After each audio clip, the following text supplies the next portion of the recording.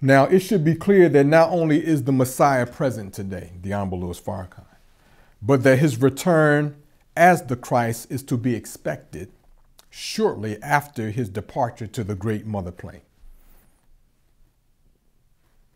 Now, this too is indicated in the phrase previously cited from Revelation 12 regarding the woman, again, who's styled as the Messiah, where again we repeat, it states, in the woman, meaning Messiah, were given 2 wings of a great eagle, that she might fly into the wilderness, into her place, where she is nourished for a time and times and half a time from the face of the serpent.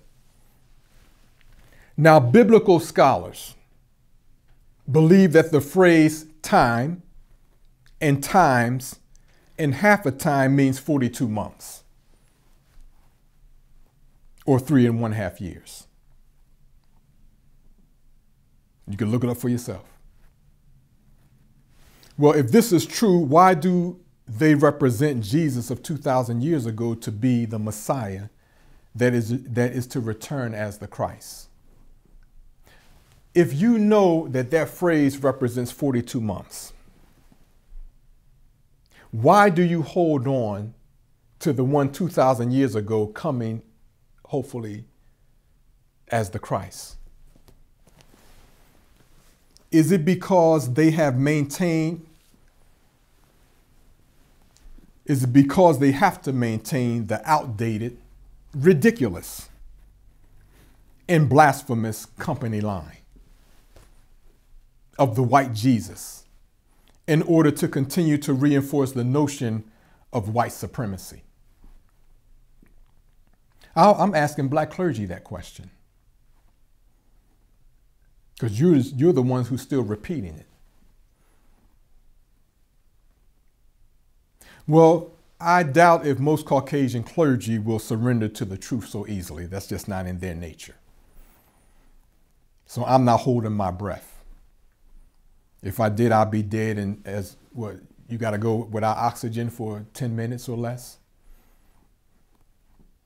But on this point, let me present the following from Brother Jabril Muhammad through an article published in his column, Farrakhan the Traveler, in 1983.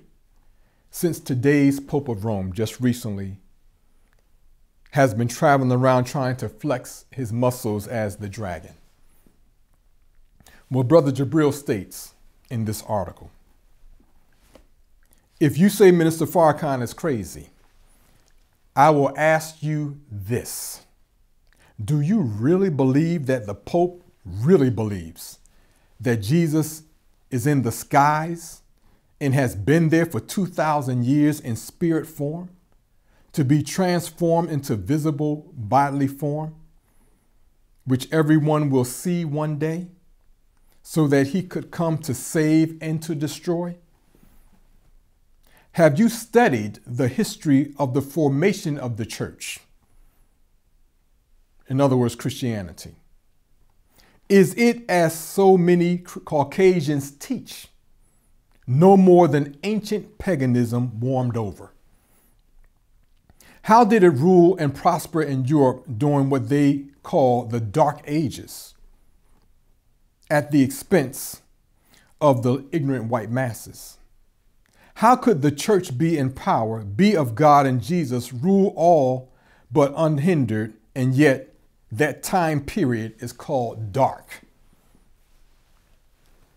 What about the white church in all its forms in relation to the never-ending wars of Europe and elsewhere, to science, which it has always fought, to worldwide thievery in terms of land and resources of others, which she has been heavily involved in, and to the worst event in all of history, the enslavement of the black man and woman, especially in America?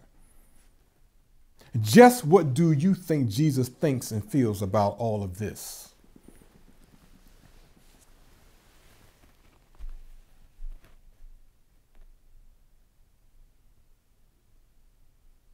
So this prophecy in Revelation 12 refers to the Messiah's return from the great mother plane to execute judgment in his new role or function as the Christ, which means crusher of the wicked.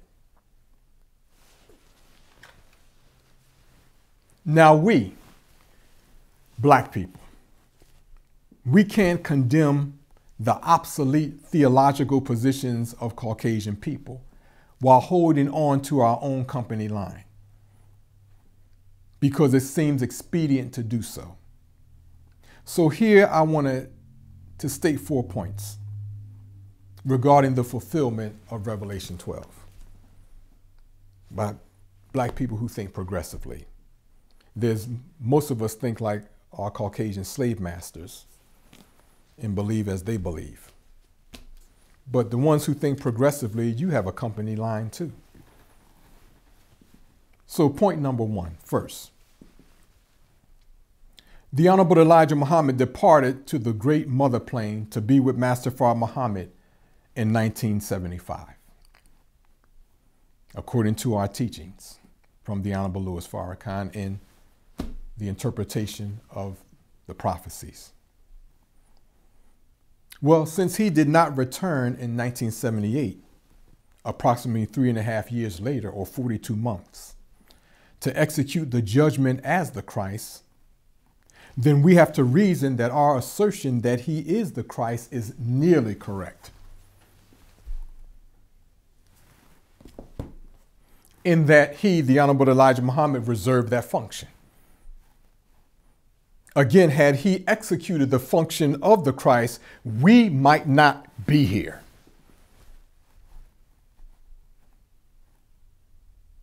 But he didn't return in 1978 to do that, according to Revelation 12. Second, Master Fard Muhammad departed from among us in 1934. And since he did not return in 1937 to execute the function of the Christ in judging this world, we have to reason that the Honorable Elijah Muhammad's declaration that Master Fard Muhammad was the Christ was nearly correct, in that he reserved that function. But had he executed the function of the Christ, not just a title, the function of the Christ, we might not be here.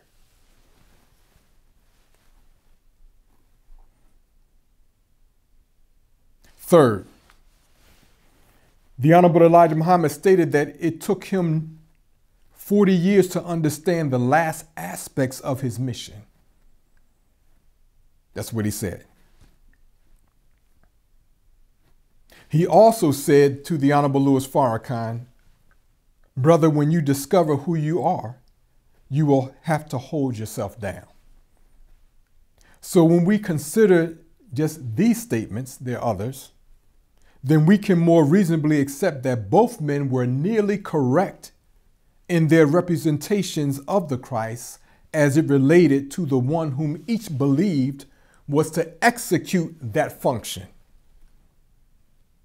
meaning bringing down Allah's cataclysmic wrath on the world, on this world.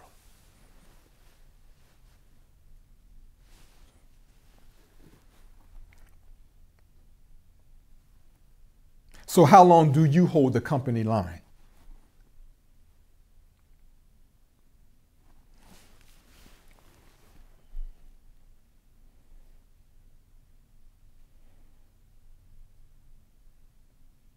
Well, clearly the Honorable Louis Farrakhan has been physically pierced.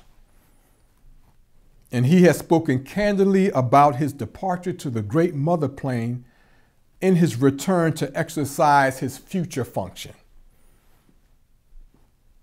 But I know some of you are afraid to say what that function is. I understand it. But I'm not.